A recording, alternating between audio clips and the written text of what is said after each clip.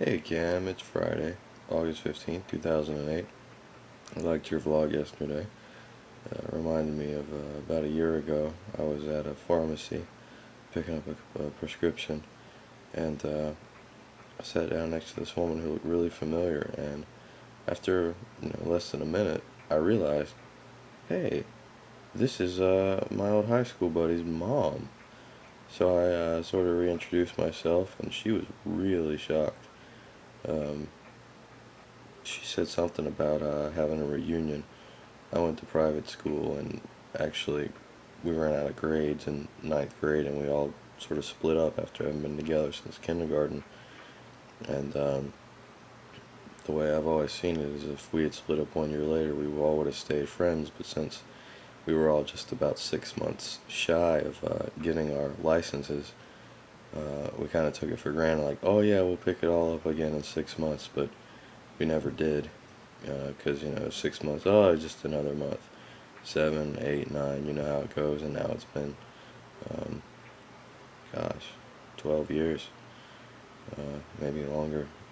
Um, and my theory is that if it had happened the following year, we would have already been in the habit of driving uh, to each other's houses and everywhere together. But since we never formed the habit, since we never had the license, we never started. And anyway, that's my theory. But she said something about having a reunion, and I was thinking, yeah, no way in hell. I don't really want to see those people again. It's nothing but good memories and things like that. But I mean, I knew these people from as far back as I can remember until I was almost 16. Just I was a very, very different person then. And I don't know how well it would all go over now. Uh, and I imagine everyone else is probably the same. I've talked to a couple of them here and there. My two best friends from high school, and they're still pretty cool. Uh, but they have their own lives, and it's hard to stay in touch uh, with them. We basically trade voicemails every couple months. But anyway, I thought what I'd talk about today is since my grandmother died earlier this week, it sort of reminded me of something that actually Becca pointed out that I'd kind of forgotten about. And that's this seemingly uncanny ability of mine to predict when people die without realizing I've done so. Um, I guess I'll give you a timeline. August 1990, the playground. I'm 8 years old. It's 1 p.m., right after lunch. It's recess.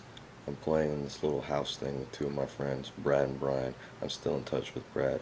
He was one of the people in ninth grade that we sort of fell apart but didn't.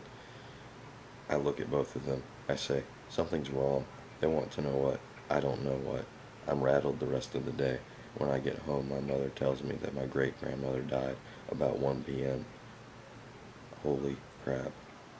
July 1999. I'm on the phone with one of my friends. We're discussing how we're going to meet girls and get laid that weekend. It's a Friday.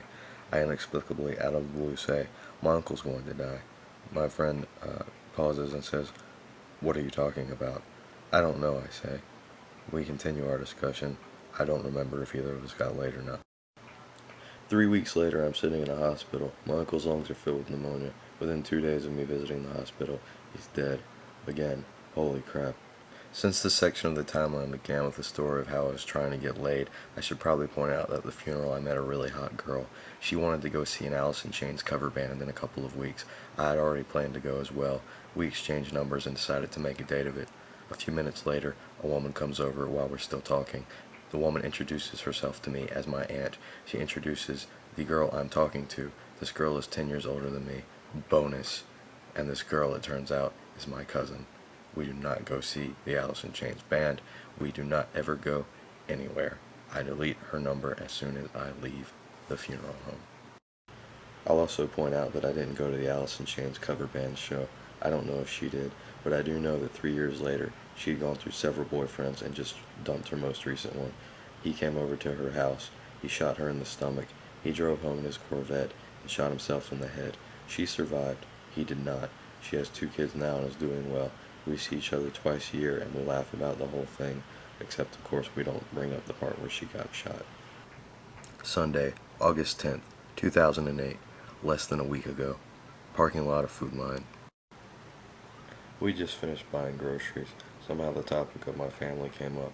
Becca asked me if I'd heard from my dad in a while. I told her not since March when he'd called, but left me no information to contact him again. I told her I was dreading the next phone call because I knew that when it came it would be to tell me my grandmother was dead.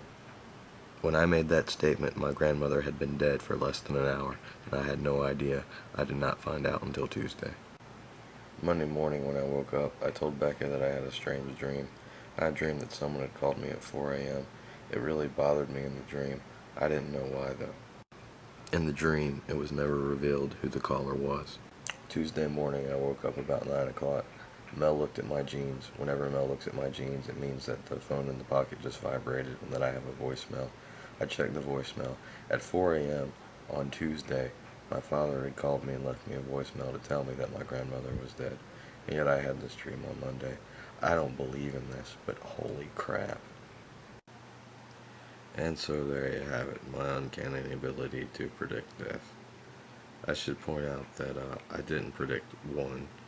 My other grandmother, the person I've probably been closer to than anyone else in my entire life, but didn't have to predict that when the doctor said she has 24 hours, and within 24 she was dead. It seems that I only predict death to people that I am related to, and just only sort of know in passing. Which means you're safe, Cam. And I hope I am too. Anyway, I guess that's it. I'll send it back up to you in New York. Good night. Good luck.